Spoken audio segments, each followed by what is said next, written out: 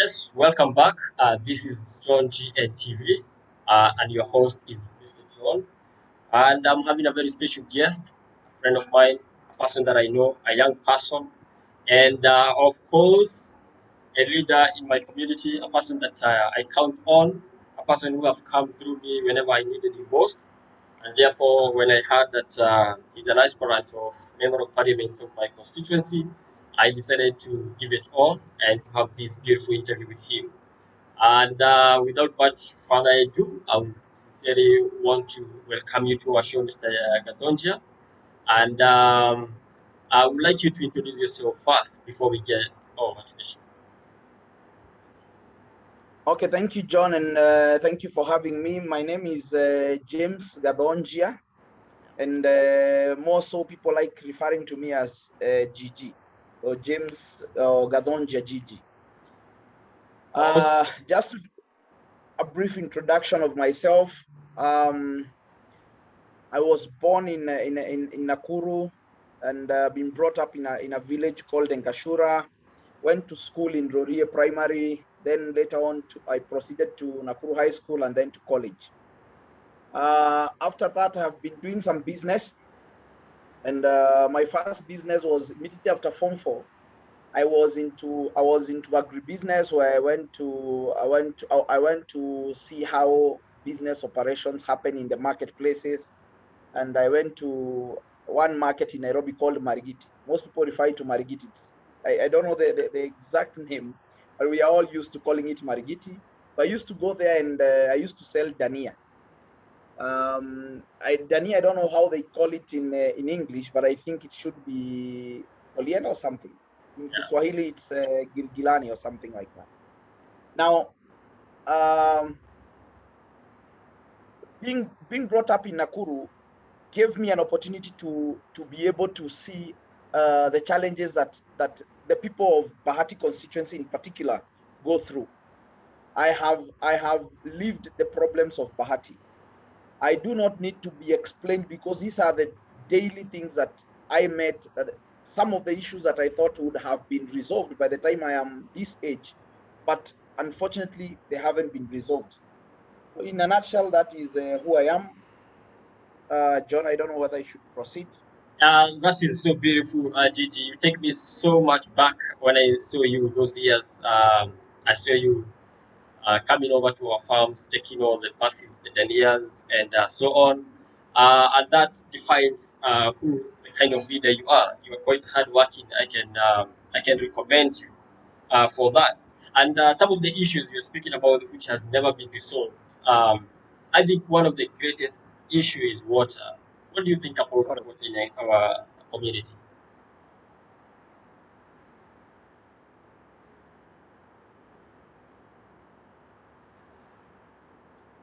Correct. I think I had an internet issue, but we can continue. Awesome. Okay, I was saying one of the biggest issue in agribusiness in our community is water. What do you think about water as a leader? Thank you. Actually, that is the main issue that has never been resolved. Having been born, I think, 37 years now, my mother and our parents used to go and fetch water. 37 years down the line, they are still doing the same thing. What has been wrong with our leadership? Something is not right, definitely. There cannot be a problem that has lasted this long. We thought that the electricity issue would be a thing of the past. Some people still don't have electricity within the constituency, but of course, at least in a greater section of our area, almost everybody has electricity. But water is a big issue. Two issues that I think about water, to respond to your question, is that water is the most critical um, aspect of life that one would never want to lack. When you think about water, without clean, safe water for drinking, definitely that will lead to diseases. Ukikosa maji masafi ya kunywa, manake hautakuwa na afya bora. The other thing that you realize you lack is that you cannot be able also to do agriculture. Most of the people doing agriculture within Bahati are still reliant on rainfall, which you know very well. If you want to go into agribusiness, rainfall is not, you cannot rely on rainfall. You need to do you need to do irrigation. But the tradition has maintained over years that everybody is still awaiting rain for them to be able to do agribusiness, or to be able to do planting or maintain their plantations, which is regrettable. But that is how Bahati is up to today. Nothing has changed. 40 years down the line, nothing has changed. We are counting on you, Gigi, and that's why we are voting for you. We are voting for Gigi so that you can, as a resident and as a person who have grown from that very retro age to 37 years now. Of course, I know you know each and everything our community requires most. Now, this is the time for change, and we are counting on you. And that drives us to our second point. What could be that your aspiration for you to becoming the member of parliament of Bahati? And by this, you're asking my agendas. Yes. Thank you, John. My agendas, I have a couple of agendas, but just to break them down into and simplify them, there are only 3 agendas that I'm looking forward to ensure that I implement. Agenda number 1 is what I would like to call critical infrastructure. Critical infrastructure, kwa Kiswahili wanasema miundo msingi. Yeah. When you go to the first world countries, and forgive me because I have this big problem whereby when you go to Bahati, some people like saying, oh, unajua I was in Baringo, afadhali kwetu, huku tumeendelea. Forgive me, I'll not compare Bahati with Baringo. I'll not compare Bahati with Turkana. But allow me to compare Bahati because I would want Bahati to go to the first world countries. Yes. I would compare Bahati to other countries. So that, kwa sababu tunataka maendeleo. That's what we are counting on, maendeleo. If you want maendeleo, then you must compare yourself with those big countries out there, what they are doing. Yeah. Now, my first agenda, I was talking about critical infrastructure. Yeah. When you go to those first world countries, or when you go to countries that are developing, that are doing very well, you realize critical infrastructure, you're talking about roads, you're talking about water, you're talking about internet, and also storage system. Now, let me start off with roads. All right. John, you know very well, today, the biggest challenge we face, apart from water, is unemployment. Now, without roads, we cannot be able to expand the economy of Bahati. And this is what I've realized over time, that every time there is a tarmac road bypassing a certain place, wazazi ambao ni wenye zile mashamba, they always have this common trend ya kwamba when there is a new tarmac road ambayo imewekwa, wanajenga manyumba ambayo ni manyumba ambayo watu wanapenda kuita centers. So those centers, when they build those commercial houses, people come and rent so that they can start up business. Those businesses could be kinyozis, could be salons, could be hardwares, it could be anything ranging from even welding. Asa, the moment you build the roads, watu wanajenga zile centers, or wanajenga commercial houses.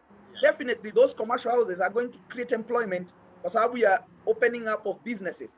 Yeah, sure.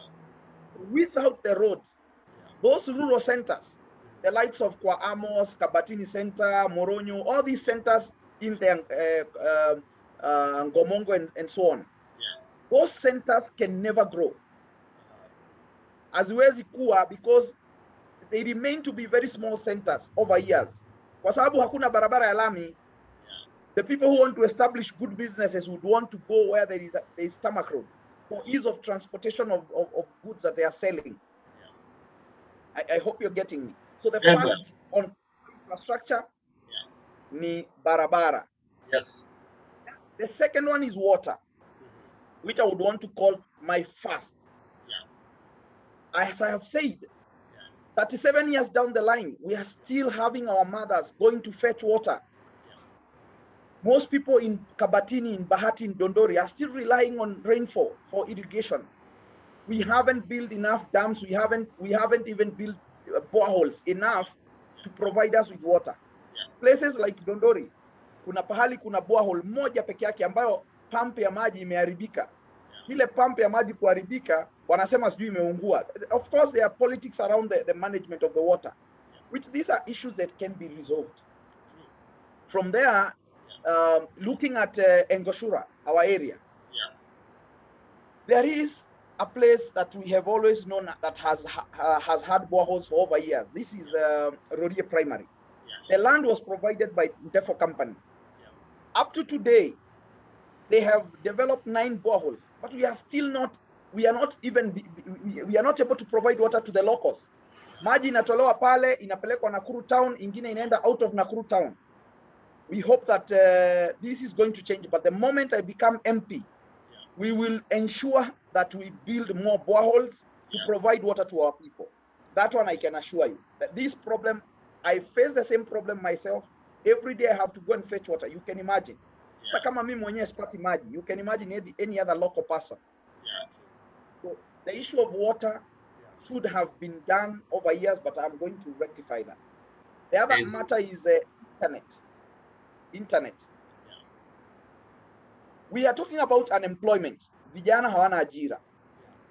How can you create internet? For sure, John, I can tell you, hakuna pahali kazi zimefungiwa kwamba zinasubiri jiji akuwe mbunge ili aende afunguliwe milango ambiwe hizi ndio kazi za watu wa kwenu Bahati. Those jobs are not there. They are not hidden anywhere. We need to expand our economy. We need to expose ourselves to the world, and the only way to do that is to develop or to bring the what we call fiber optic cable. All right. Once we bring fiber optic cable, and in every center, we shall provide what you call a free Wi-Fi. Wow.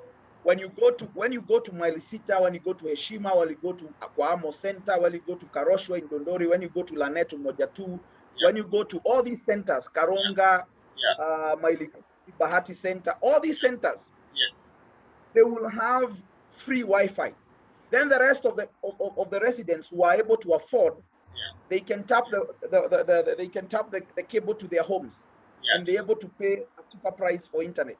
And when we have internet, those who have talent, the youth who have talent, they can expose their talent through YouTube. They can be able to expose their talent to the world, and thus be able to attract an income. Exactly. Jambo lingine kubwa, most of the jobs are going online. Some time ago, let me talk about 5-10 years ago. If you ever wanted to do taxi business, all you needed was a taxi. Then you get a car, uweke barabarani. As you pass along, you wait for people to wave and stop you. Today, if you need a taxi in Bahati constituency, the easiest way to do it, there is a mobile application called Wasili. And you can request for Wasili. Wasili is like Uber or Bolt or such kind of applications that you've seen out there in Dubai and in the rest of the world. Now, can you imagine if there is no internet, reliable internet? It definitely means you cannot be able to operate these kind of businesses. If you want to get a job, we were told by our parents, go to school, get good grades, and then you'll be employed. Unfortunately, we are learning that all the jobs that we were looking for, whether you wanted to work in Nairobi Stock Exchange, it has now gone online. You can only trade stocks online. When you want to be a marketer in an insurance company, these days there are people are doing digital marketing on social media and all that. Social media marketing. All these jobs have gone online. We need to teach our people how to get those jobs online. They can do online writing. They can do trading of cryptocurrencies, trading of forex, trading of commodities. They can go into trading of stocks in Nairobi Stock Exchange or in any other parts of the world, maybe New York Stock Exchange. All these places, there are so many jobs online. I can't even mention them. People sell video games. People sell music. People sell anything online. Now, the moment we bring in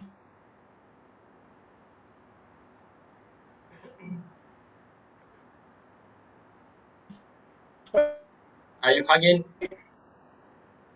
I hope I'm not getting disconnected. Someone is calling me. A few seconds ago you were disconnected. Yeah. Okay. Yeah. So what I was saying is that the moment we bring in internet, this reminds me back in the day, 2002, when Honorable Kibaki took over government. Yes. They brought in rural electrification. Yes. And when wakati stima iliwekwa au niite umeme, wakati umeme uliwekwa, Yes. a lot of jobs came into existence. Yeah. Kwa sababu watu wengi walikuwa hawana ajira. Ukitaka kuwatch television, you go to a neighbor's place to get to see TV. Yes. And most TVs then were black and white. And Yes. and you would imagine, in the whole village, only one person had a telephone line where anybody would go there and make a call. Exactly. Now, wakati umeme uliwekwa, you can remember. Yes, wakati umeme uliwekwa, those villages watu walitengeneza ajira za vinyozi. Yeah. Wengine wakaweka salon. Yeah. Wengine wakaweka movie places to go and watch movies. Exactly. And this is how jobs zina come up. Yeah. Tukiweka fiber optic cable, it will be one of those moments. Jobs are going to kazi zitapatikana, ajira zitatengenezwa tena nyingi kuliko wakati wa stima. Sababu wakati tuliweka umeme, kazi zilipatikana lakini hazikuwa nyingi kama zile ambazo zitapatikana when there is fiber optic cable. Kwa sababu watu wengi wataweza kujitafutia kazi online, watoto wetu wataweza kusoma. These days a lot of education is done online. Exactly. Now, let me talk about something that is interesting, still on the critical infrastructure. Yeah. I did a study which is very interesting, and none of these leaders who are vying are talking about it. No. In the next 10 years, we are going to have a big challenge in two wards. This is Lanet ward and Kiamaina ward. In the next 10 years, actually let me say in the next 5 years. Pale kwetu nyumbani, shamba lilikuwa ni eka 1.6. 1.6 acres. Yes. Wakaaji wa pale, kwa sababu agribusiness au kufanya ukuaji wa mimea huanga sasa hivi sio biashara ya kawaida, watu wengi hawafanyi ukulima. Most people have subdivided the land into plots of 50 by 100. I know you are aware of that. Very well. Sasa hizi plots za 50 by 100, the first thing mtu akinunua hii plot, wanasema mimi nimenunua ka ploti na nimechimba choo. Then the first development on that plot, ni choo. There is nothing bad with that. So wanachimba choo. Ukikutana na mtu ambaye amenunua 50 by 100 anakuambia, John, nimeshanunua ka plot, hata choo nilichimba last week na ngoja kuanza kujenga. Now everybody anachimba choo. Shamba la 1.6 acres zinatoa ploti 12. Maana yake kwa shamba moja la Ngashura au kwa kila ploti ya 50 by 100 kuna shimo moja la choo. So mashimo 12 kwa shamba moja. Barabara upande mmoja, one side of the road, iko na mashamba, let's say 100 shambas, yeah? So 12 pit latrines or soak pits, multiplied by 100 shambas, those are 1,200 toilets. True. Upande wa pili wa barabara, multiply that by, sababu upande wa pili wa barabara kuna mashamba. That is 2,400 toilets. Ni barabara moja. Just a minute so that I don't get disconnected because of power. No problem. I want to. Okay, I'm good now. All right, thank you. So as I was saying, so in one road you have 2,400 toilets. Sasa, you can imagine now Ngashura itself or Kiamaina. Ina barabara ngapi? Kama barabara moja ni choo 2,400. All those roads, over 200 roads, you are talking about almost over 500,000 toilets. Which posters are going to come and drain these toilets? It's not going to be possible. In the future, we are looking at a big challenge. Sasa, 50 by 100 umechimba choo. Hicho choo kikikaa, what will you do? Utachimba wapi? Na umeshajenga ile 50 by 100. Utachimba wapi kwingine? We are lacking a visionary person. And I'm sorry to talk about toilets because I'm not supposed to be talking about it. Yeah. Kwa nchi ambayo imeshafika miaka 60 tunazungumza kuhusu shida ya choo. Yeah. It's regrettable, it's pathetic, but we have That's to talk about it because viongozi hawakufanya hivyo. Yeah. Tumejipata na mzigo mkubwa sana kwa sababu ya watu ambao uongozi ambao ulikuwa hauoni mbele. Yeah. And if we vote this election the same way we have been voting, Yeah. the same kind of people, Yeah. we will be there in the next 5 years. Na John, tutakutana mimi na wewe Yeah. in the same locality. Yeah. But tunapitia the same challenges. Yeah, true. If you look at Nakuru town, Yeah.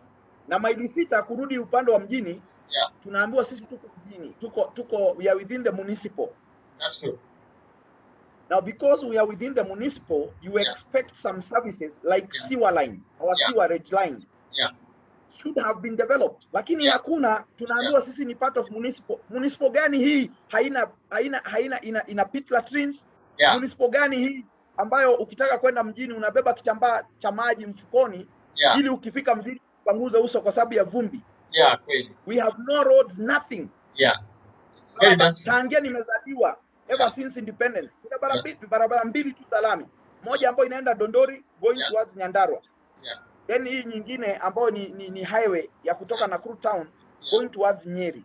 Yeah. So it wasn't built for Bahati people.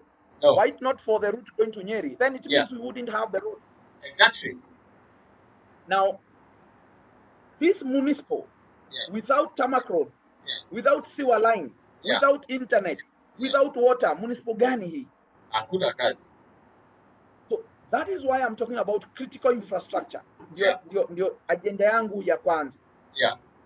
Manake maji, Yeah. internet, Yeah. barabara, Yeah. na sewer line. Yeah. For a visionary leader, a sewer line has to be there, internet has to be provided, Yeah. water has to be a basic need. Yes. Jambo la pili Yeah. ni services au nizite huduma. Yeah. Na jambo la tatu ni Yeah. energy and industry. So nitazungumza kuhusu vitu vitatu. Yeah. Critical infrastructure, Yeah. services, Yeah. energy and industry. Okay. Nikizungumza kuhusu services au Yeah. huduma, Yeah. nazungumza kuhusu huduma tatu za msingi. Yeah. Huduma ya kwanza Yeah. tunazungumza kuhusu elimu, education.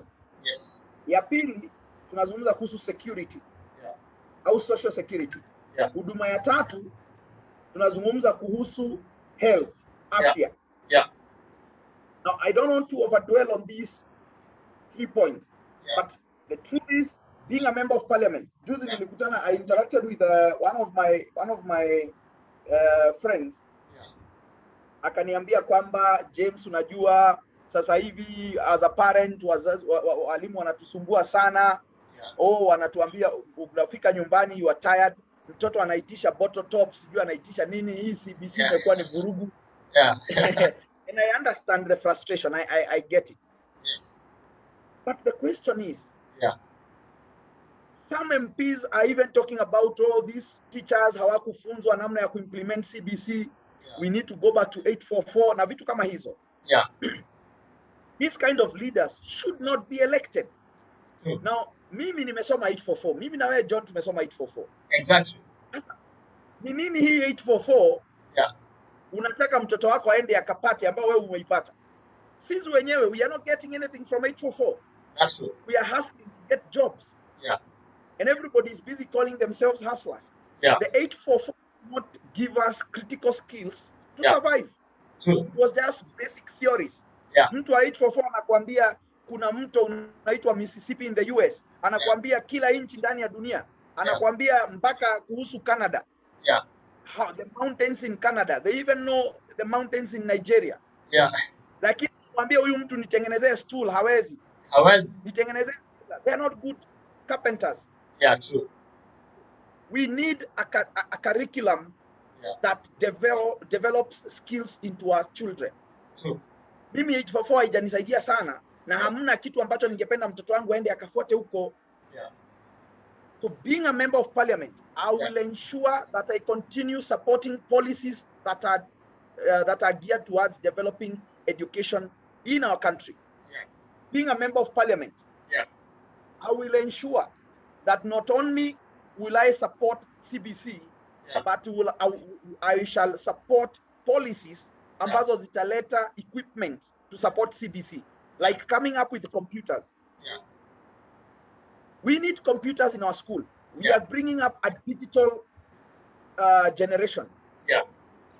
Digital generation wanategemea internet, watategemea computers. Then kama tunafunza CBC, basi tuwapa watoto wetu computers. We were promised this and it looked like a joke. And people thought it is not possible. It is possible, but implementation of it, watu walileta mambo ya biashara zaidi, kunyang'anyana biashara, and then we ended up having stories rather than implementation of what we elected Uhuruto government to do.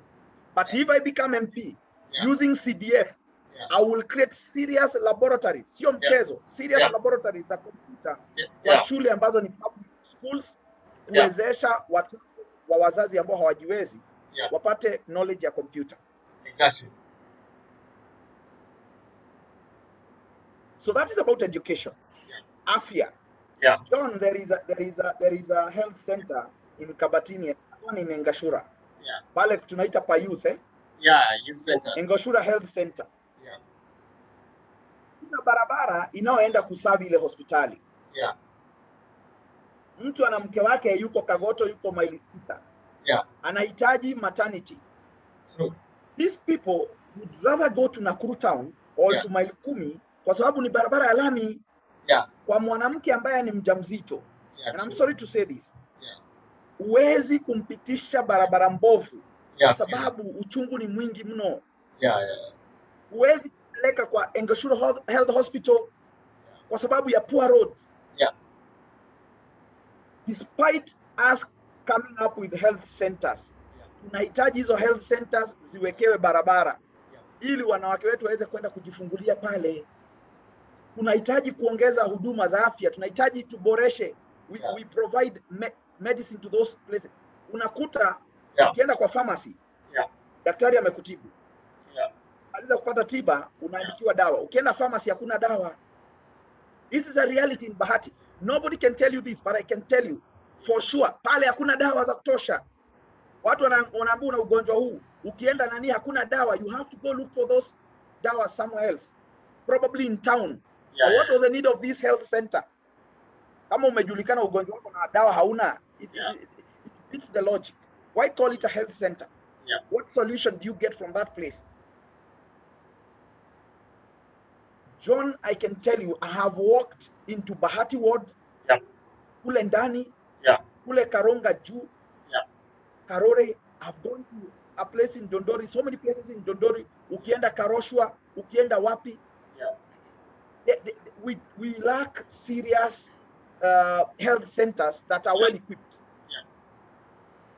Watu wakifikishwa pale kwa emergency wakati wa usiku. And John, let me tell you something that I've realized. Magonjwa mengi ya watoto wetu wanga yanakuja usiku. Kweli? Wewe ukiwa mzazi or young parents, umeenda kazini, mtoto wako ameshinda akicheza all day. Totally no problem at all. Usiku anakula sapa, anaenda kulala. Wewe unakuja unakula sapa, unaenda kulala. At the middle of the night mama anakuamsha. John, huo mtoto amekuwa moto, mtoto amekuwa na joto jingi sana, ako na fever. And this is 2 a.m. in the night, 3 a.m. in the night. The same thing huanga inatokea kwa kitu kama jino. Jino huanga haliwezi kuuma. You never get a toothache during the day. You walk throughout, unafanya kazi, and you are very comfortable. Subiri saa 9 usiku. The moment umerest, unasema sasa hivi ni wakati wa kulala. Hapo ndio jino linagundua you're supposed to be aching. And now it begins to bother you. True. And at that hour, unfortunately, unajipata hauna pesa kwa M-Pesa. You don't have internet bundles. Hauna credit. Labda ni mzazi wako anaumwa, labda ni mtoto wako anaumwa. How do you communicate? How do you borrow even money? Hauna internet. Hauna bundles.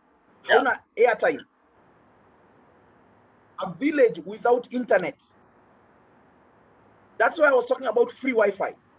When I become MP, I will ensure this is implemented, because ukitoka unaweza kimbia kwa center iliyo karibu na wewe, ukaingia kwa hiyo free Wi-Fi, ukapigia sister yako simu, dada yako simu ambaye yuko nje. Ukamwambia bro, niko hapa, mzazi anaumwa na Yeah. sina chochote, naomba nitumie pesa nimkimbize hospitali. But we live in a village where there is no internet. Yeah. We cannot communicate. Mzazi akiumwa ni wewe na Mungu wako, ni saa 9 usiku. Yeah. Health centers hazina dawa. Yeah. Wakati hili litatokea mtu, it is regrettable. Yeah. But we are there. That is where we are. That is our constituency. That's true. Hakuna dawa, hakuna hospitali nzuri, hakuna internet. Tunaishi kwa giza, ndani ya giza. Usiku kuna giza ya ukweli, na kuna giza ya communication. Right. Now, that is what I yearn to work for and improve health services. John, kuna kitu watu wengi hawajui. Most people in Bahati do not understand. Kwa nini ukienda Nairobi Hospital, ukienda MP Shah, ukienda hospitali kama Aga Khan Hospital, tofauti ya hizo hospitali na hizi hospitali zingine ni nini? Au ukienda Kenyatta National Hospital, unajua engine ya hospitali ni laboratory, maabara.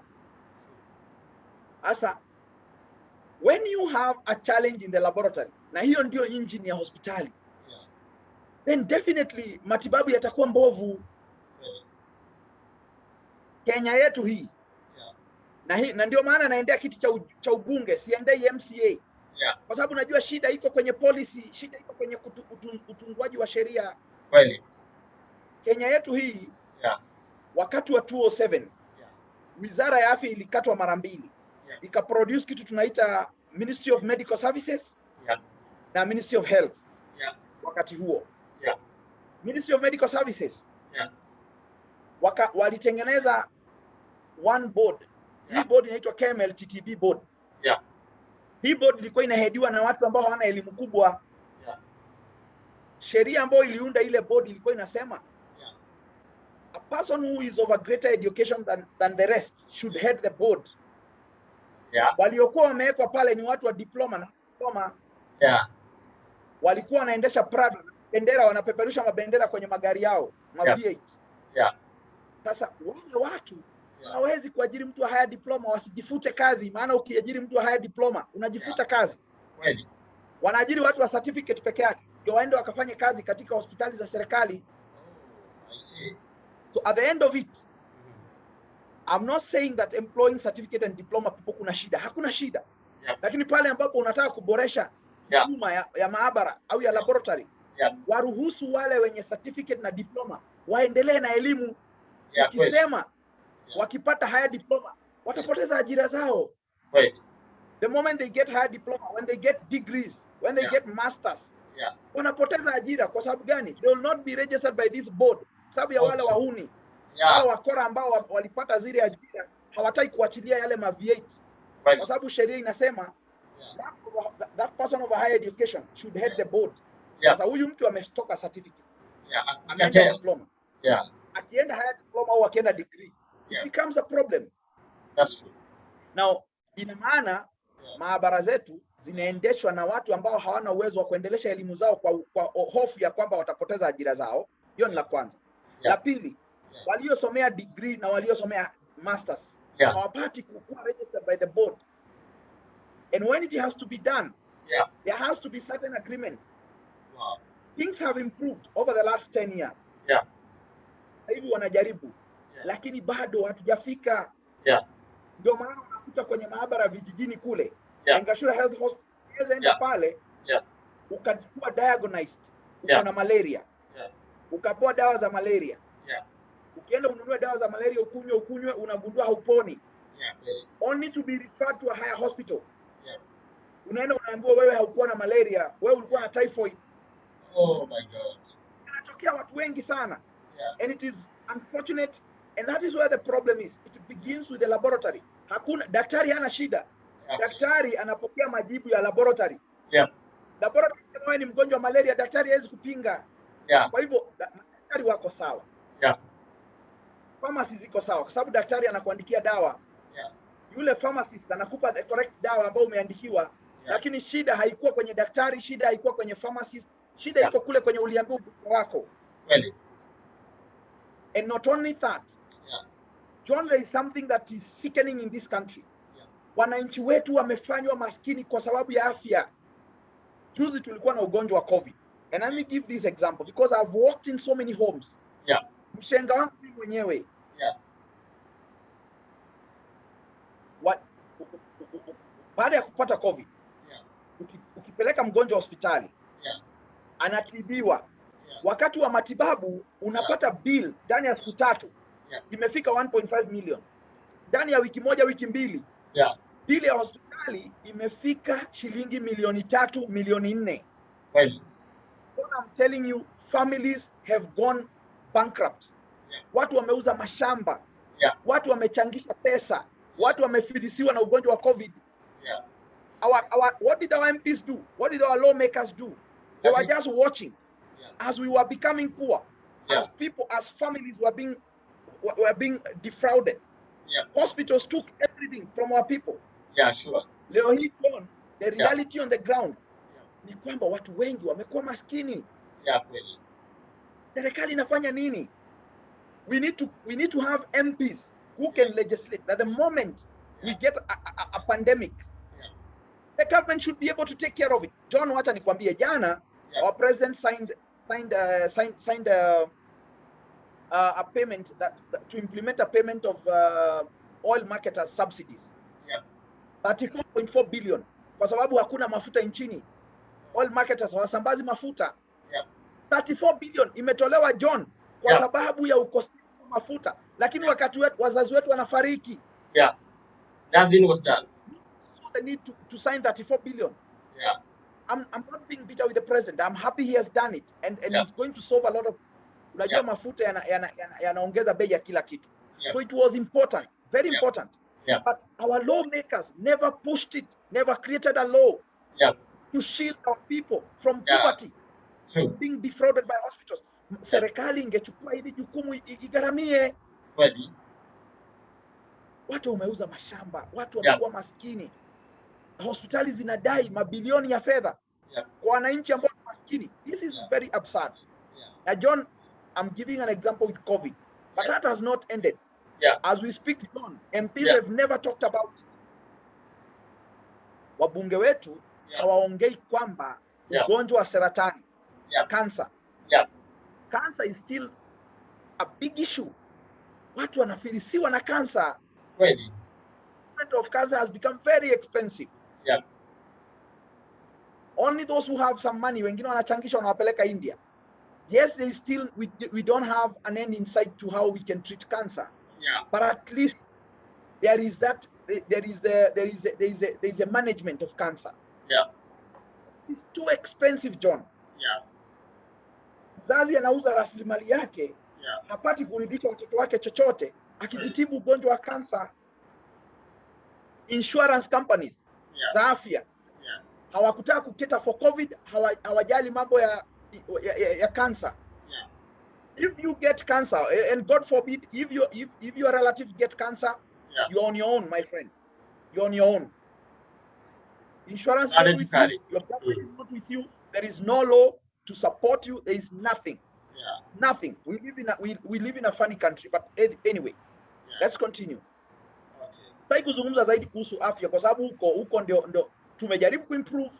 During the Uhuru government, a lot has been done, but there is so much more to be done. There is so much more to be done.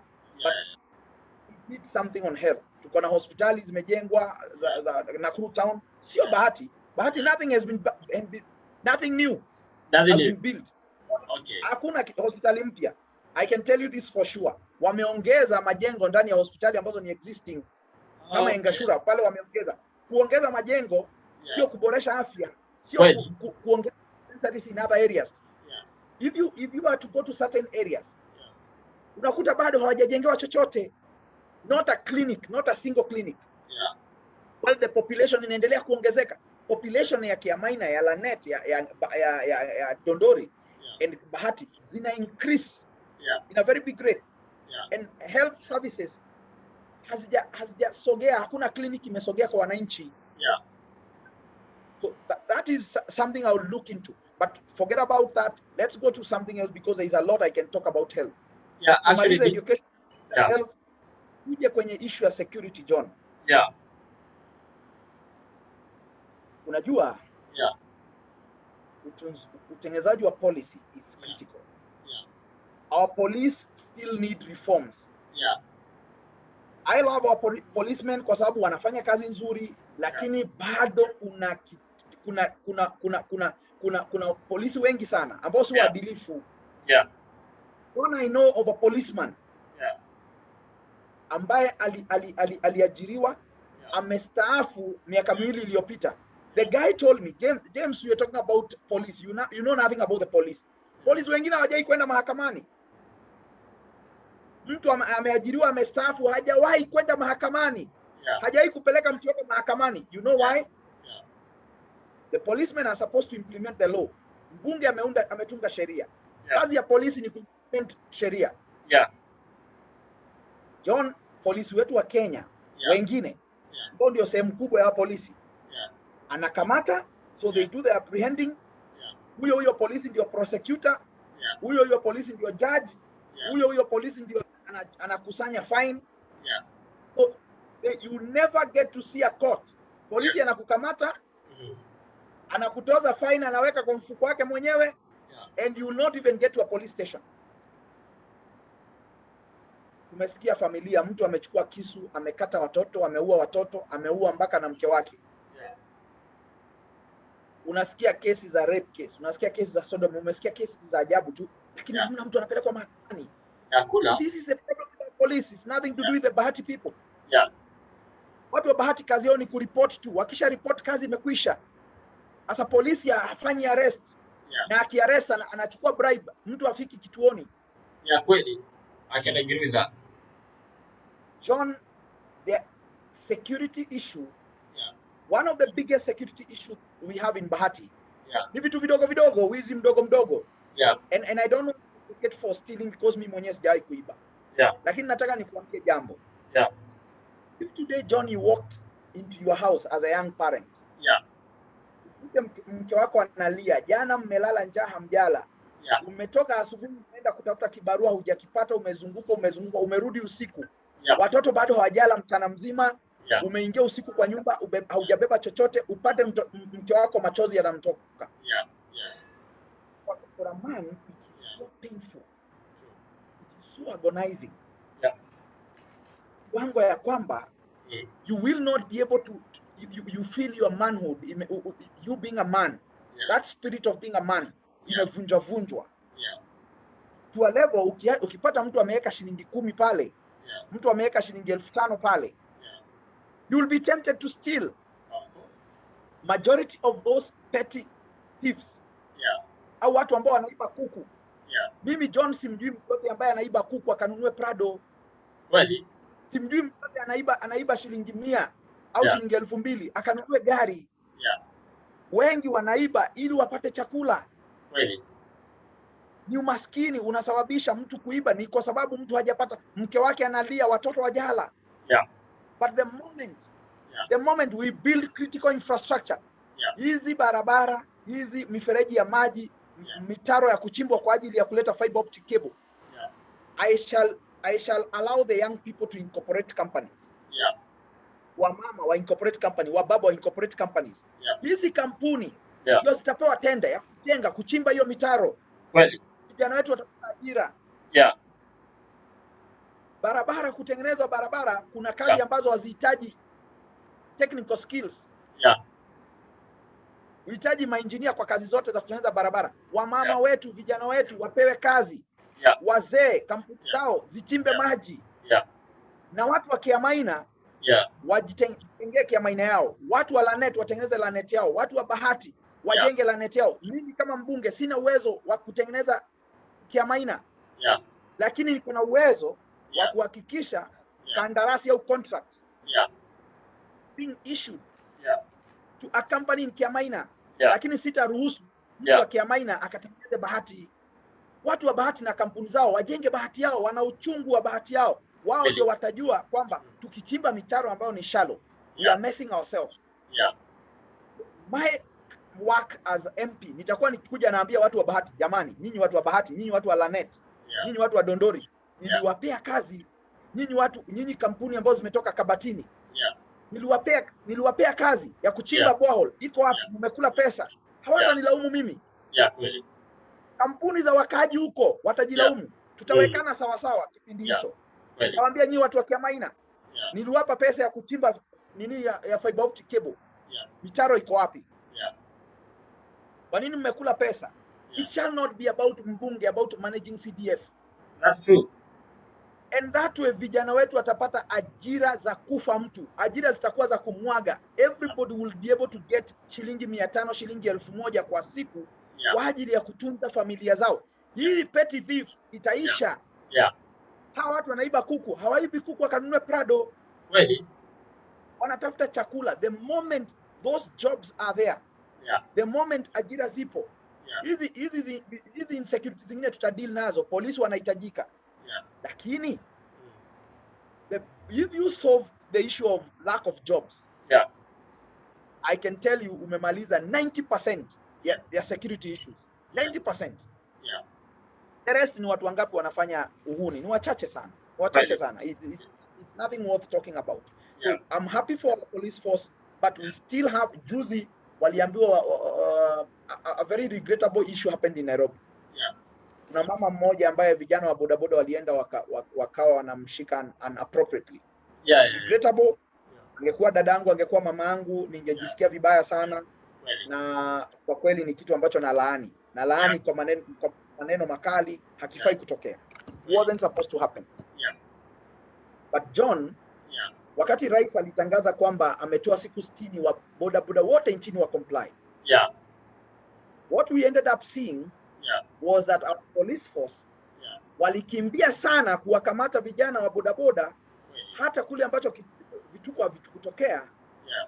Lakini the motive behind kuwakamata vijana sio kuwapeleka mahakamani. Hapana. Kweli. Kazi yao, what they wanted to do, they wanted to arrest those boys. They take their bodabodas because every time you have to release one out of a police station, they have to part with 10,000. So 10,000 ukikamata bodaboda 20, you have 200,000. To the police it was a commercial aspect. It was a business. Yes. Polisi wetu wanafanyia biashara maswala ya kuenforce sheria. Na hapo ndio shida ipo. That's why we need to work on something. A policy has to be developed. We have to do police reforms. Hazijatosha. Kwa hivyo nitoke kwa mambo ya huduma. John nimezungumza kuhusu critical infrastructure. Services. Na sasa nakuja kwa jambo la mwisho ambalo ni energy and industry. Juzi nilitembelea nchi moja inaitwa China. 2017. Kaenda mji mmoja pale unaitwa Guangzhou.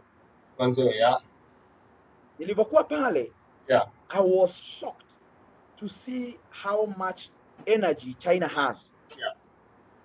Wana stima nyingi sana. Niseme stima ndio watu wengi wapate kuelewa. So there is a lot of electricity in China. Pale mpaka mabasi yanaendeshwa kwa umeme. So we have electric buses. Zina cable moja inaguza kule juu, ikitembea ina charge the car, and so the car moves using electricity. Cost of transport is so low. Wako na metro, train ambazo zinapita chini. Lakini hiyo halikunishangaza. Bei ya umeme iko chini ya shilingi 1 ya Kenya per kilowatt hour. What? In most developed countries, bei ya umeme ni chini ya shilingi 6. You go to Canada, you go to China, you go to Germany, you go to the US, you go to Australia. Mainly, especially Canada, Germany and those other countries. Unapata bei ya umeme. Au bei ya stima. Iko chini ya shilingi 6 za Kenya. Others even below 1 shilling. Sasa ukienda kwa masoko yetu, ukiingia supermarket, John, in everything you touch, it is written made in China. Everything you touch in your house, made in China, made in China, made in China. Lakini watu waulizi, kwa nini ni made in China sio made in Kenya? Viwanda vyetu vya kutoa ajira kwa vijana viko wapi? Kweli. Na unashangaa. Kwa nini hatuwezi tengeneza viwanda? Kwa nini mbunge asitoe michango au asaidie kwenye policies zinazoundwa kwa ajili ya utengenezaji wa viwanda. It's Yeah. not much about, sometimes about cost of business. John, hii nchi yetu ya Kenya, ukija nchi yetu ya Kenya na ukija Bahati, bei ya umeme ni shilingi 27, 23 bob per kilowatt hour. Sasa wewe niambie, mtu anazalisha bidhaa kwa umeme wa chini ya shilingi moja, wewe unazalisha na shilingi 27. Where will you compete? Unapeleka vitu kwa supermarket ya Naivas. Na huyu ambaye amezalisha na chini ya shilingi moja anapeleka Naivas, utauzaje? Cost of production iko juu sana. Umenielewa? Nakuelewa sana. So the challenge we face is that the cost of electricity iko juu sana. Tusijidanganye eti tutaanza kufikiria kujenga viwanda. I'm going to promise the people of Bahati the truth and the truth only. Ndio nawaahidi. Nawaahidi kwamba ikiwa mbunge, hatutaanza kwa kutengeneza viwanda, tutaanza kwa kuangusha bei ya umeme. Tutaanza kwa kuangusha bei ya stima. Jina stima ndio wamezoea. Now let me come to how we can do it. John, when you go to Canada, when you go to developed countries, and the rest, Australia na zingine, John, kampuni za kuuza umeme ni nyingi. I know it because in the US, tuna marafiki wetu wametoka Ngashuru wameenda US. Wanatupigia simu. Wanatuambia ukijenga nyumba au ukihamia kwenye nyumba, hata knock kwa mlango, unaambiwa bwana, sisi tunajiita ABCD. Sisi ni kampuni tunauza umeme. Bei yetu ni hii per kilowatt hour, tunaomba utusaidie tukufanyie connectivity. John, unawaambia okay, basi ngoja nifikirie. Wakiondoka wengine wanakuja. Ndani ya wiki moja utasumbuliwa na makampuni 10 yanauza umeme. Yanakuambia tunataka tukue kampuni ya kuuzia umeme. So wana knock on your door mpaka unachoka. John, kuja Kenya. Hii Kenya yetu, ukijenga nyumba hata iwe kubwa ionekane ukiwa kwa mwezi, Kenya Power will never come to look for you. Because they are the only one in business. They are the only one. It's a monopoly. Jamaa wanakaa kwa ofisi, wana swing kwa zile viti zao kubwa za ofisi. Baba yako, mama yako anajenga nyumba, anaanza kujaza maform, na watu wa kijiji kizima mnajaza maform, unapeleka kwa Kenya Power. Yakifika yale makaratasi kule kwa Kenya Power, jamaa yana gather dust huko. Because your father ought to do something all Kenyans understand. Kutoa kitu kidogo. Na hata ukitoa hicho kitu kidogo, hawafanyi kazi. Hawafanyi. This problem will not end until upate mbunge mwenye akili timamu, mbunge ambaye ataenda bunge aseme we must kill monopoly of Kenya Power in the country. That's true. Tupe leseni kampuni zingine ambazo zinaweza uza umeme. Today we removed the monopoly. We have already removed the monopoly in generation of power. KenGen peke yake ha generate power. Kuna KenGen kazi ya KenGen ni kuzalisha umeme. Lakini siku hizi kuna watu wengine wanazalisha umeme, wanauzia KenGen. Au umeme unapata kuuzwa na Kenya Power. Lakini shida kubwa, Kenya Power muuzaji anafanya peke yake. Is the only agent, ndio wakala peke yake wa kuuza umeme. That means anaringa hatuhitaji sisi tunamhitaji yeye. The moment we license more than 5 companies, hizi kampuni zote mpya, what they shall do, they shall be looking for you. Wanakuja wanapata huku hii boma iko na stima, wanatoka. Hii boma nyingine iko na stima, wanaachana na hiyo. Hii yenye haina, wanagonga mlango. Wanagonga mlango mpaka mtachoka. Bwana, mimi John naitwa ABCD, kampuni yetu inaitwa XYZ, tuendagia vitima na bei itone fasherere. Anakuja na kuongea mlango, John, kampuni yetu inaitwa ABCD, unaitwa tuendagia vitima na bei ito kwa kilowatt hour na fasherere. Please wacha tukuwekee umeme. John, those companies kwa sababu hazina wateja, zitalilia watu, zitagongea watu milango, watu wote watapata umeme. Everybody will get electricity. Exactly. But we cannot have power in every home. And only if we don't change the way of doing things. Wale ambao ile akili ambayo imetuleta kwa hii shida. Cannot be the same brain that will get us out of this problem. And that's true. why I'm saying we need to change. Yeah, it's changing time. Definitely, it's time to change. Now, Yeah, let me come to the last issue, industrialization. yeah, Tukitaka kujenga viwanda, yeah, we must have stima ya bei rahisi yeah, au electricity ambayo ni cheap. yeah, The moment we create a monopoly, yeah, it will lower down the cost. And not only that, that cannot lower the cost of electricity peke yake. yeah, What need to be done yeah. is we need to produce electricity at a cheaper cost. Yes. Mimi nikiwa mbunge, I will lobby, I will look for investors Yeah, tujengewe kiwanda cha kuzalisha solar panels. exactly.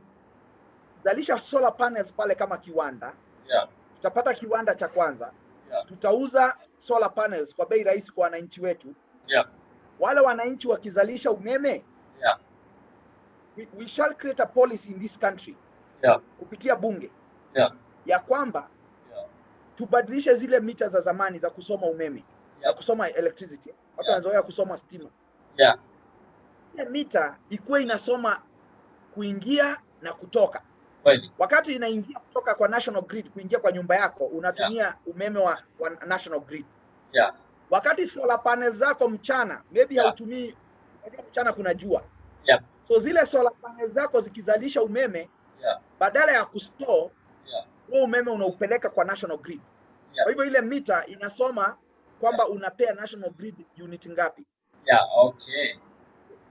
Maanake John, Yeah, mchana wewe umeenda kibarua, mke yeah, wako yuko nyumbani, yeah, solar panels ziko juu ya mabati. Badala yeah, ile jua yote ya Ngashura, na unajua Ngashura na Bahati, yeah, Mungu ametubariki, ni kama jua linakuwa jua kana gai yakora kwa shuketi ile kidogo closer pole ya yeah. wito Bahati ile wale ile kali mno. Inaenda Now hiyo. Yeah, hiyo jua kwa sababu it's so hot during the day, yeah, it can be converted to yeah, electricity using the yeah. solar panels ambapo watakuwa wameshapewa probably with half price. True. Maanake zikizalisha umeme mwingi mchana, Yeah, huo umeme badala upotee, yeah, unapitishwa kwa ile mita, yeah, unaenda kwa national grid, yeah, kwa zile laini za stima unaonaga za kawaida. yeah, yeah, Usiku wakati hakuna jua, yeah, ule umeme usiku wewe unatumia wa national grid. yeah, Unanielewa? yeah, vizuri. Usiku unatumia wa national grid. Yeah, Maanake labda usiku mwezi mzima umetumia unit 100. yeah, Na wewe mchana ulipelekea national grid unit 200. yeah, So umepelekea national grid unit 200 mchana kupitia yeah, umeme wako wa zile solar panels zimekuletea stima, ile stima umepeleka unit 200. yeah. Lakini wewe usiku umetumia unit 100 mwezi mzima.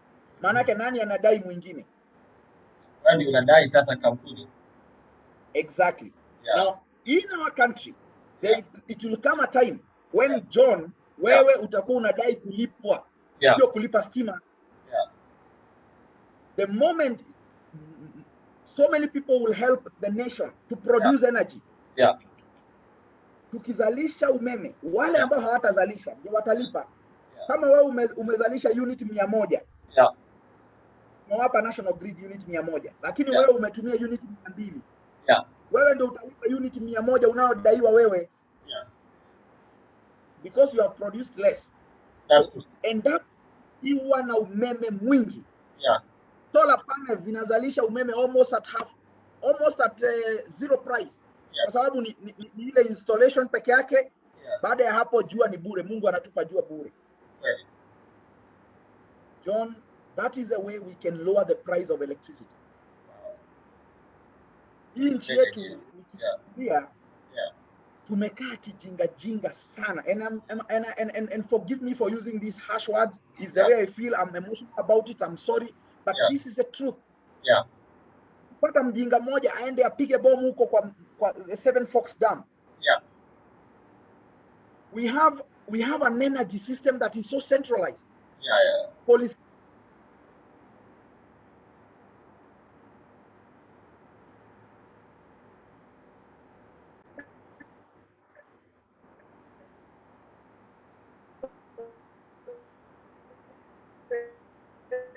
Are you hanging? sorry, I was getting disconnected. Yeah, sorry. Umeme wetu, our energy is Yeah, so centralized. yeah, And God forbid, Yeah. we need to change this. We need to decentralize our energy system. Yeah. We need to bring in more producers of energy. Yeah. Wa manyumbani, ndio mtu akibom Mombasa, akibom Nakuru, kunajua Yeah. kila sehemu, tunapata umeme wa kutosha everywhere. Yeah. That the people who are relying on this energy, watu ambao wako ICU, watu ambao wako kwa life support machine, cannot die because of a bomb. And this need to be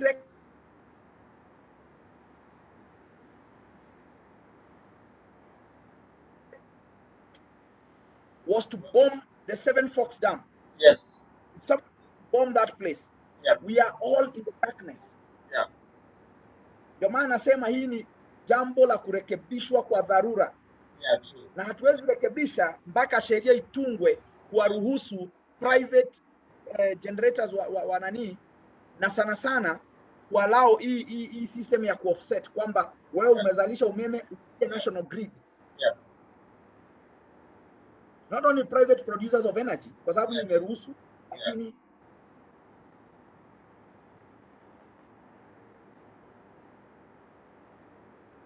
Welcome back. Welcome back.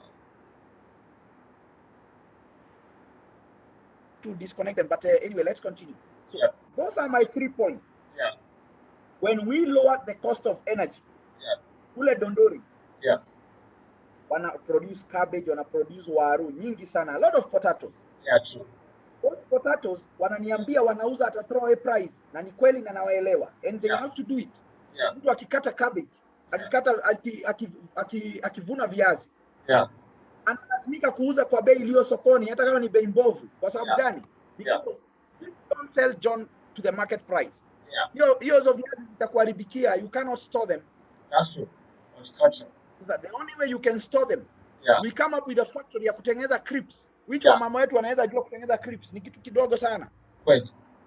Lakini huwezi tengeneza crisps kwa umeme, unachemsha mafuta yale ya kuunda crisps na kupackage kwa stima ya shilingi 27 Yeah. per kilowatt hour, wakati mtu mwingine anatengeneza na leza na shilling. Yeah, true. Nimetembea ward moja inaitwa Kabatini. Yeah. Nikakuta kijana mmoja pale, Yeah. just after kwa Amo Center pale juu, kabla hujafika center ya Kabatini. Yeah. Nikapata kijana mmoja pale anaitwa, watu wanamjua kama Josewa Organic. Josewa bike. Yabo ena gikundi kia makiria ma vijana 13. Yeah. Vijana haya mathondekaga thumu wa organic. Okay. Makoya ma plant nake magaitĩrĩria nyamũ cieho. Yeah. Makahumbĩra. Yeah. For a period of about 2 weeks or 17 days. Yeah. Ukeruga. By the time that time ends, Yeah. thumu ũcio kaumĩra thumu mwega mũno, thumu ũtarĩ na chemicals. Yeah. And with about 2,000 bob, wanna produce more than 4 bags. Wow. 2,000 wanna produce more than 4 bags Yeah. za fertilizer. Leo hii John, Yeah. bei ya fertilizer Kenya Yeah. ni shilingi 1000. Juzi government imefanya subsidy. Yeah. Angalau tumeshuka 22,800 mpaka 3,000. Yeah. But bado hiyo bei iko juu sana. Yes, Wakati bado. John, tuna uwezo, tuna Yeah. vijana wetu ambao wakipewa funding ya CDF wajengewe pahali central, Yeah. wajengewe go down, ambao pale imekuwa tayari ni kiwanda. Kweli. All they need is funding. Tuwatafutie funding. Yeah. That is the way you build industries. Yeah. Industries hazijengwa na CDF peke yake, zinajengwa na goodwill, na mtu ambaye anatembea anaona capacity ya hii eneo letu liko wapi, vijana wana uwezo gani. Let's give our educated youth a chance. Yeah. Lakini tunaendelea kuelect watu wa miaka 50, they cannot relate with us. Mimi nawauliza wazazi wetu, ni wathomithirie, ni wadwarire cukuru, wadwaraga cukuru niki ko ndungihe wira. Kweli. Rekei tuhe ciana citũ wĩra. Rekei twende ciana citũ. Let's love our children. Let's love our brothers and sisters. Yeah. And the moment we look at them in a different eye, Yeah. remembering these are your brothers, they are your sisters, they are your children. Yeah. That is the only way we shall grow.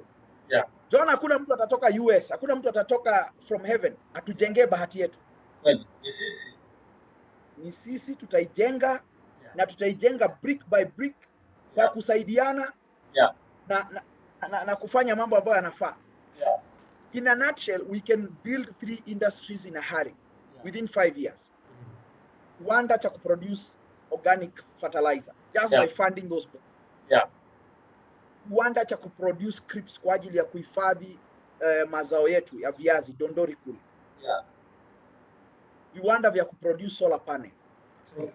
Another light manufacturing ndani ya Kiamaina na Bahati. We are able to do all this. Production of energy. Lanet, plot zimeshikana. Watu wanaweza produce a lot of energy in Lanet in Kiamaina. There's a lot of agriculture happening in Bahati, happening in Kabatini, happening in Dondori. We can preserve and sell value-added products. Lakini John, haya yote hayawezi kufanyika bila sheria nzuri ya kushusha bei ya umeme na kuruhusu watu kuzalisha umeme nyumbani kupitia solar panels. Kwa nadhani hizo ndio point zangu. That is critical infrastructure, services, energy and industry. Wow. Na zote zinategemea critical infrastructure, maji, internet na barabara. Exactly. That is very important. Nimemaliza John kwenye mambo ambayo ningependa kufanya. Wow, those are great agendas, and those are those are the agendas that we have been looking forward to see being implemented for more than 30 years that we have been in Bahati. And thank you so much, Gigi, for coming on so that you can show the young people that we can also take the mandate. The mandate, if the people that we have entrusted the leadership, they are not doing the right thing, we are ready to take the government, and we are ready to take especially our Bahati constituency, because Bahati is so present. We have a phenomenal creative. We have space. We have a lot of minerals, and if you go to your infrastructure agenda, you have the Kagoto, which is not used in the right way. I know you're going to use all those materials to make use, and also to implement, especially this road, Mawanga, uh, Mawanga Moronyo Road. That has been a crazy road, which need to be actually. It doesn't need to be that way. It needs to be tarmacked, because it carries so many. Actually, they are working on it. The contractor is on site, but it's moving very slow. We have other roads kama ile ya maili 6 kutoka Batini. Kuna ile ya maili 7 to Karonga. Kuna hii barabara nyingine inatoka pale Tumsifu kwenda Engashura Health Center kukuja Skod. Inapanda kwenda Kirima, inazunguka all the way to Menkai, all the way down to town. All these roads should have been upgraded. So that one day ziwe za kuwekwa into bitumen standard. But now hakuna kitu kufanyika John. Wakati tuna mawe pale, tuna Kagoto, tuna so many resources. Very true, John. I was just supporting your point. Thank you so much, Gigi. So maybe through your experience on this campaign trail, what are those few challenges that you're encountering, and do you think that this election is going to be peaceful? Asante. John, I can promise you, in 100 days, I shall set up a serious CDF management team ambayo itamanage CDF efficiently to a point we shall never lose a single shilling. To ensure that once we decide to do boreholes, tutakuwa tushajiweka vizuri. Tutapiga borehole kwa ajili ya shida ya maji, tutapiga mitaro kwa ajili ya fiber optic cable. Actually, I can promise you, setting up a proper CDF team in 100 days possible. And the moment, unajua John, shida inaingiaga wapi? Mtu anakimbia kuestablish wakora ndani ya CDF, mwisho wa siku shida inaanza in your first 100 days. Una timu ya wakora, watu ambao wanataka kujilipa na CDF, alafu miaka 5 unakimbia na hiyo team, inaiba kuiba. Really. If you take your first 100 days, hii ni miezi 3 peke yake, miezi 3 ya kwanza. Select and assist you get your people elected, kwa sababu wale watu wa CDF wanachaguliwa na wananchi. If you get a proper team, if you talk to wananchi, huwe na viongozi wema, na watu na viongozi bora ndani ya CDF, John, haya mambo mengine ata fall into place. Within 2 years you have fiber optic cable, within 3 years hakuna shida ya maji, and it is totally eliminated. Totally. By the time tunayo uchaguzi baada ya miaka 5, watu wanaanza hakuna agenda ya maji tena. Hii agenda imerudiwa 40 years. Mpaka mimi nashinda kwa wazazi wetu. Yeah, very kila mbunge patient. nitawaletea maji Yeah. every year. Yes. Yes, we are tired of this. We need to Yeah. get rid of it. In the next 5 years, those issues will not be there anymore. Wanasiasa watafute agenda zingine. Nikikuwa mbunge, yeah. Wanasiasa wote watafute agenda zingine. Yeah. So nataka nizungumze issues. Responding to your question, what are the issues that I'm encountering as I am doing my campaign? John, my campaign is full of frustrations that I meet on an everyday basis. Those that I feel for. Nahurumia sana sometimes wananchi wetu kwa shida ambazo wanapitia.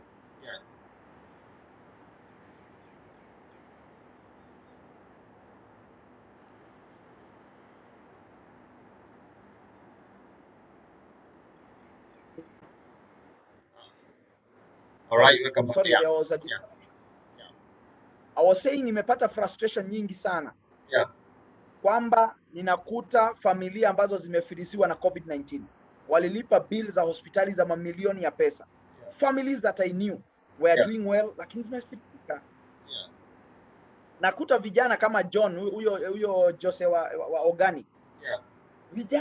Vijana wanajitafutia ajira kwa kwenda boma kwa boma kutengeneza organic fertilizer. Hizi ni viwanda vinatembea, vinahangaika, vijana wanapata vumbi, hawana mtu wa kuwasaidia, they are on their own. There is no leadership at all. Ukienda Dondori, the situation is the same. Unakuta kuna damu iko pale, ile damu imeota majani kule ndani, hakuna namna ya kuaccess, hakuna funding ya kuwasaidia wang'oe ile damu iweze kusaidia wananchi kufanya ukulima, kupata maji, hata kuvua samaki. It's not there. There is no leadership. Wale waliochukua pale, kuna siasa ya uongozi wa ile damu. There's a lot of things that need to be changed. Unaenda sehemu hapa Yedioro and Marigoini, unaambiwa borehole. Borehole ni ndio wanateta kwamba borehole haina pump ya maji, which is true. Eti pump imeungua, yani pump inaungua mwaka wa uchaguzi. It's funny, but the challenge is borehole ni kamoja. Miaka hii yote we need a lot of boreholes. Watu wafai kuongea kuhusu maji all these years, 60 years after independence. Bado tunabembelezwa na swala la maji. Bado tunapiga kura kwa masuala ya maji. It's funny, the same thing Tungashura, the same thing happening to Paamos, Kabatini, Bahati area. Shida ya maji is all over the place. Mpaka Kerema huko kwetu Menengai slopes. Toke hapo. John, haya yote na shida zote zingine ziko. Hakuna kitu kinachonivunja moyo kama vile wananchi wetu baadhi, sio wote, wanavyokuwa treated. Na John, nitakutolea mfano. Kuna rafiki yangu mmoja nilikutana naye when I was starting my campaign. When I was just starting my campaign, I for sure understand them. Aliniambia, wewe jiji utaweza. Ukiweza jua huyu kuna campaigner mmoja, kuna kiongozi mmoja wa kike. Huyu mama yuko miaka 52. Huyu mama yani usijui kama utamweza, kwa sababu unaona kama juzi juzi alipea mama yangu kilo moja ya sukari, kilo moja ya mchele, kilo moja ya unga, na tomaguta kanuthu lita, na kafishi emwe na avocado emwe, na nuthu kagorogoro ka waru. And John, this, you can imagine, this person is telling me, anaongea akiwa very passionate about it. Yani modu araheo kilo emwe ya sukari, aga kilo emwe yake. What is the yani ni vibaya, chukua nenda katumie. Lakini John, utumirete kilo shika shereginya hau kinyete, utumirete kafishi shika ati kafishi mwana avocado mwe. What nonsense is this? Ado itomagi heo hoti, ado itomagi heo mae no me idio. Of course. No aheo ga shopping akiria kau ga furushi kau kena to igoto. Taka kilo kamwe aga kanudhuri taka maguta ma kuruga. My God, my God. Ici nĩ indo tũraga wĩgũragĩra thoko. Waneo kĩu ũthi wendie kura yaku, wendie itũra rĩaku mĩaka 5. Ũtũre thĩna-inĩ tuinaga wa mai miaka 40 down the line. This is the Yes. same story. Yeah. Ukoreta tuhaki Yeah. ukahe mundu ni akwa shiringi igana rimwe. Yeah. Mundu ucio akwa shiringi 500 kana 1000. Yeah. Mundu ucio acoka gutuika mubunge aba guthi gucokia mahia. Yeah. Riu uri atiriri. Taria uhoro ucio wa kiria handouts. Given you a cabbage and an avocado. Yeah. What is the biggest problem you are facing? Are we facing lack of cabbages? Are we facing lack of avocados? Ndothie ndondori wone kabici uria cie nyingi. Andu acio maraga kwa kugura ona no ukorwo athiete akagura kabici icio kuu ata throw away price agoka kumuhe tondu ni aramenya cirendio ta guteo to ndai na bata uteithia andu aitura ena bata wa gukuhe kabici cio ukene muthenya ucio mwe umuhe kura yaku ucio aumirie. Don, I'm telling you, the dona election teno. Yeah. Dana ikia kura. No die dona election fani teno. Ate Bahati umuthi uyu. Mundu no ahote kurugama mbere ya andu. Muthuri wake ararugama Kirinyaga Gicogo constituency. Nake akarugama Bahati constituency. Mutumia ararugama Bahati, muthuri ararugama Kirinyaga. Niona distance yo.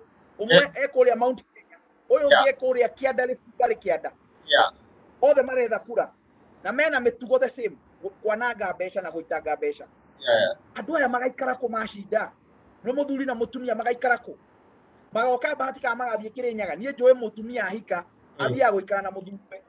Niguo. Mundu agathie Kirinyaga kana agaka Bahati. Niguo. Na kukorwo kungithie. And God forbid. Kungithie muthuri we ashindwo kuria. Tondu undu uria fane John. Muthuri ararugama na UDA, mutumia ararugama na Jubilee. Andu aya meko. Andu they are doing gambling. Ino neta sport pesa. Net business. Na Arsenal. Ukauga ukakaigire ate Chelsea ni gushinda, ugiakaigire Arsenal. So whichever way it goes, they won't win. They won't win. At least one of them should win. At least one of them. That is a game. Interesting. Now doria regrettable John. Muthuri we agethi kuria Gicogo ashindwo na mutumia ashinde Bahati. Ithu andu a Bahati na CDF itu tugacokia hathara ya mahia maria maheire ni undu wa mutumia ukurugama. Indo iria itangire Bahati ni tugaciriha na to tukariha nginya iria ciitagwo Gicogo. Cia andu eri. Tukariha nginya icio. Tondu ni mbeca cia mundu umwe. Tondu twiragwo andu mekuikia kuhikania matuikaga kindu giki. Kimwe. Hathara ya family yo tukariha iria yaitwo Bahati, tukariha nginya iria yaitwo Gicogo. Ona nginya Gicogo ndagacinda. I'm issue, telling the people of Bahati. Issue your handouts trade. Because I know it's a big problem for our people. And the politicians, they come over, they woo people, and what I see from the social media, they're like, okay, let them bring money, we shall eat, but we know who we shall vote for. How can you tackle that problem of handouts? Challenge ya handout John ne. Sometimes rĩrĩa ũradeal na mũndũ mũhũtu mũndũ ũcio mũhũtu nĩ endaga solution ya ndagĩka ĩyo, which is okay. The problem is tũngĩ-ensure atĩ mũndũ mũhũtu tondũ indo ici iraheanwo nĩ indo citahĩtio handũ. Ũngĩona mũndũ ũraheana indo ũguo na gĩthemba kĩu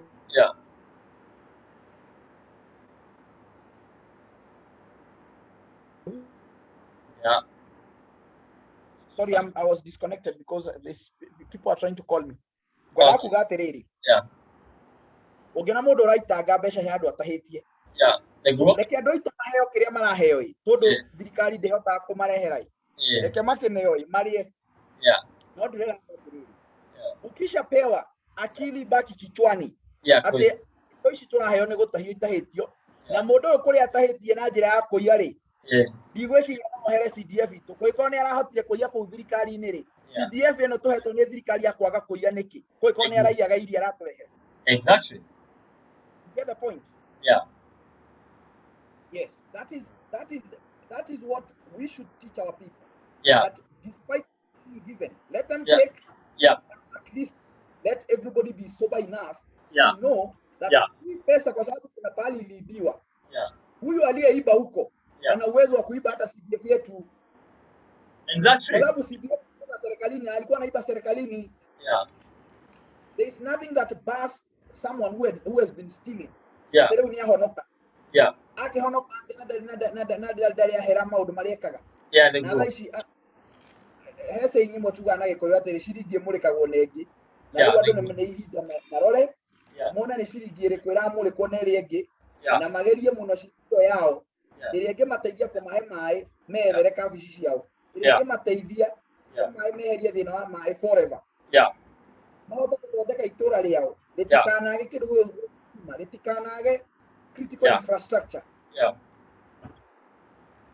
The only way to do that andu ni mehuge na andu njita tugwaru na tugwaru ni tuingi ai hena tugwaru twa CDF na ni tugukena kahota kuiywo CDF itu.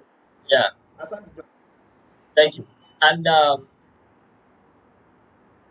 I will maybe on our final. I know, Gigi, you are a very busy man, and maybe on our final submission, I would like you to speak about one project. This one project that you really want to push in your 5 years of leadership for Bahati North constituency.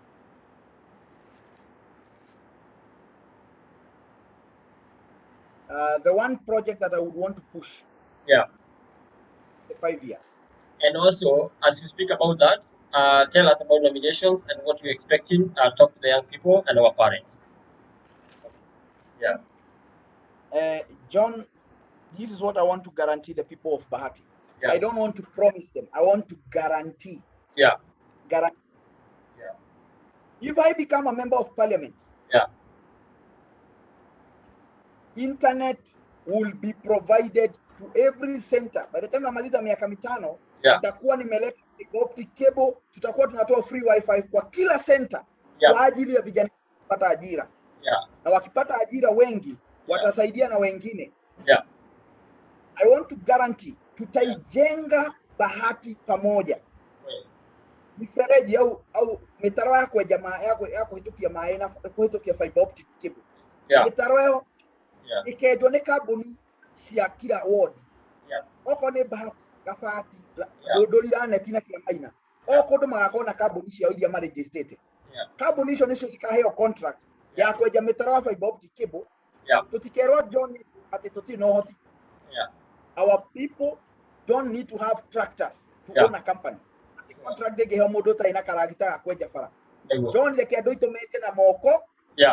Nigetha mbeca hindi ingi makagura gatinga ga kwenja. Niguo. Exactly. Chinese wira.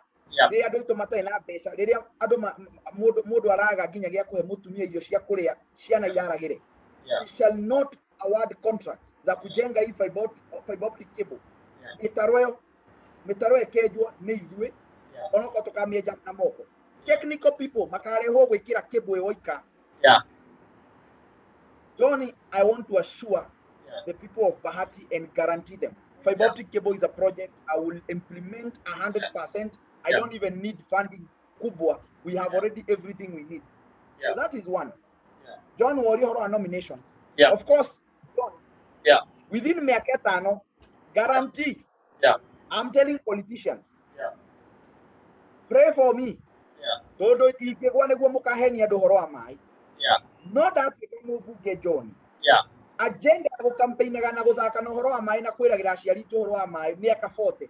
That issue is past time. John, in the next 5 years, forget about water. Dukana utie mukaragia horo wa mai tukahuana ta twariganirwo. Macio ni maundu maria Mary John ndira guarantee andu Bahati. Then kenjuke horo wa mai mundu agatahaga ni kwenda. Yani mai ukeragwo gira hana borehole ho. We ukaremwo ni kugira. Koguo gataha because of your own wish. No mai makoro meku. Niguo.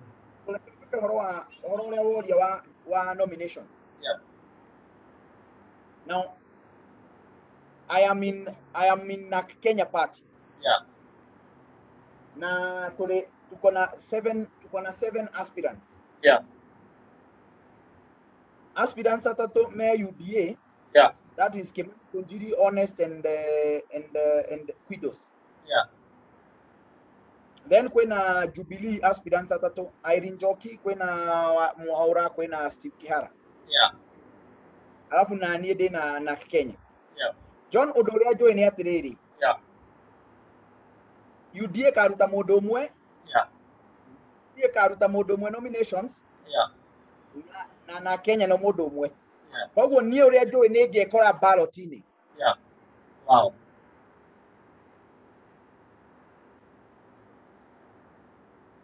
We are hanging. Makauma ciama ici. Yeah. Okay. Yeah, we are good. We are back here. Koguo tugakorwo andu igana, tugakorwo andu atatu August. Yes. Na riu kigeranio kia August ugikorwo. Yeah. Kimani ni akoya kia UDA no yo ngioye kia Jubilee. Yeah. Kigeranio kiria gigakorwo haria ni mundu acagure ukwenda gucagura Kagua Rũĩ kana ukwenda gucagura Lamia ni akumanage CDF wega. Yeah. Kiuria kiria ndirona gikiurio mweri wa August koguo mundu agivote ugakorwo givotera Kagua Rũĩ ukimenya ni Kagua Rũĩ. Yeah. Kana ugakorwo givotera mundu mwega. It will be as clear as day and night. Wow. Ti mundu kuga ati ndamenyire guikiria ukura. No. Gerekia nomination cia Jubilee ndiwe niri. Yeah. Na kiama kiu ndaumire ni undu kama gitari kiratuhe right procedure. Tutire na sheria cia nomination. Tutie kwa tangatho muthenya wa nomination. Yeah. Na uria gubangitwo. Yeah. Gubangitwo mundu fulani aheo tigiti. Which is neither here nor there. Yeah. Koguo kuheo mundu tigiti uti undu kumaanisha tondu wa August wananchi ni maka Wataamua. UDA, I think the same thing. Yeah. The good people don't get a chance. Yeah. No gwenda kuga atiriri uhoro wa nominations. Yeah. Gicagurano giki ni gia tofauti John. Yeah. Yeah. Ni gia tofauti tondu ithu agikuyu tutiri na mundu uruga. We don't have a presidential candidate. Yes. For the Kikuyu, from the Kikuyu community. Yeah. Which is a rich region. Yeah, true. Now there are two presidential candidates, Ruto and Raila. Those are the main ones. Of course, there are others, but the main ones here are we. Yeah. It doesn't really matter so much about the president. My party leader, ambaye mimi namuamini sana, ni Martha Karua.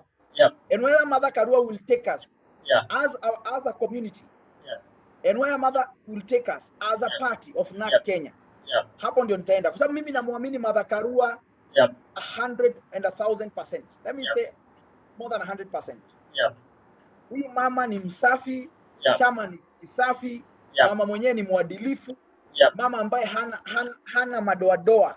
Yes. And this is why I can promise the people of Bahati. I am in a party that has proper leadership, ambayo haiendekezi ufisadi. Tukahurana na corruption using this party. Our party leader ni mtu mzuri sana. Honorable Martha Karua is corruptible. Yani ni mama ambaye when we work with her, we are guaranteed to go to Canaan. The Canaan that Raila talks about.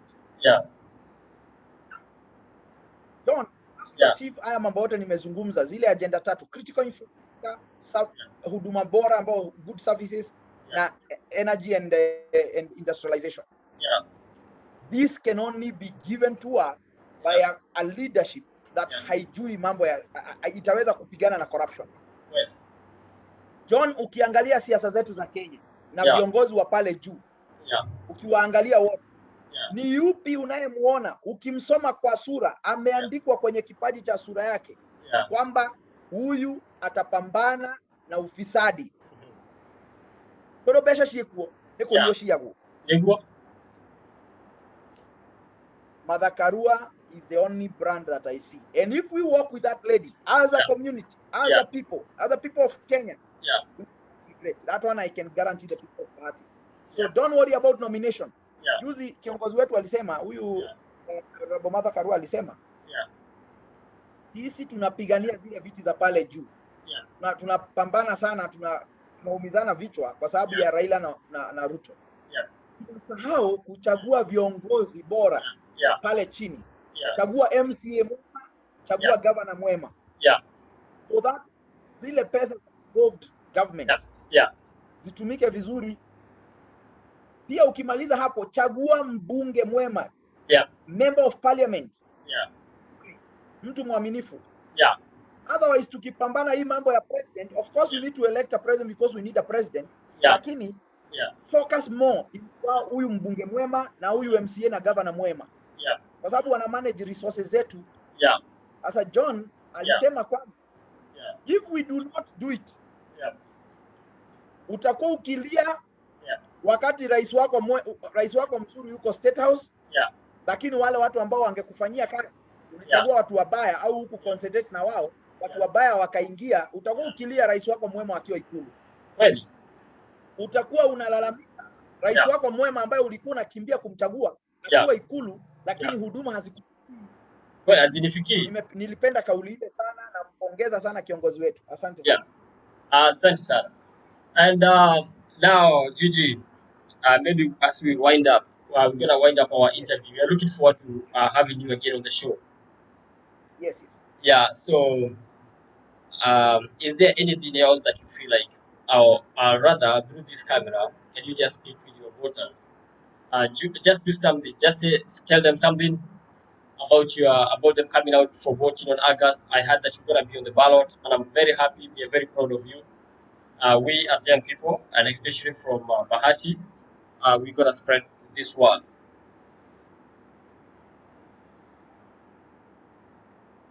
Yes, John. The one thing that I would want to tell the people of Bahati, Yeah. we are going to make the change. Yeah. Sisi wazaliwa, sisi vijana. Yeah.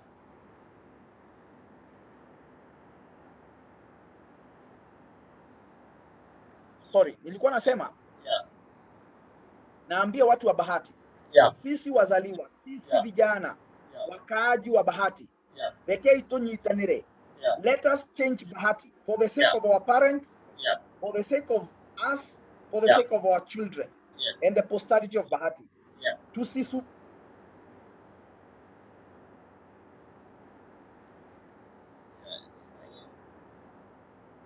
I'm getting a challenge with someone who's calling me, but nonetheless, I will call the person back.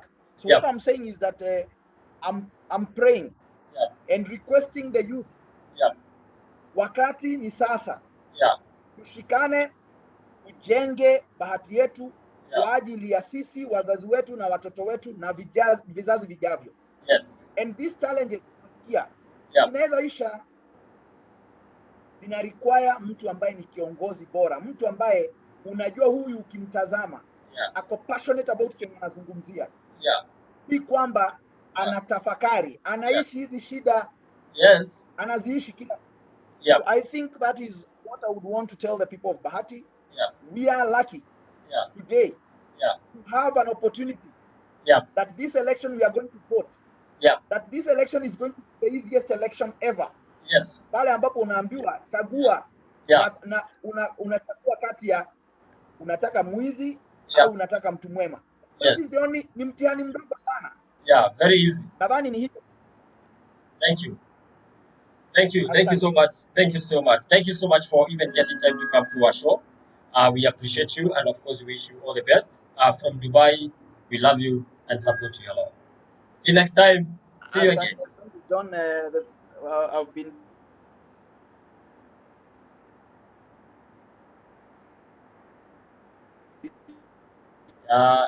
Asante. I was saying thank you. Now the family can run around. Kids were trying to run around where the Zoom meeting, but so mimi niwatakie siku njema, and you have a nice stay there in Dubai. Say hi to those who know me, and even those who don't. Kila siku tunaishi kujuana. Nashukuru sana wewe na kazi njema mnayoifanya. Asanteni. Thank you so much, Gigi. Say hi to your family.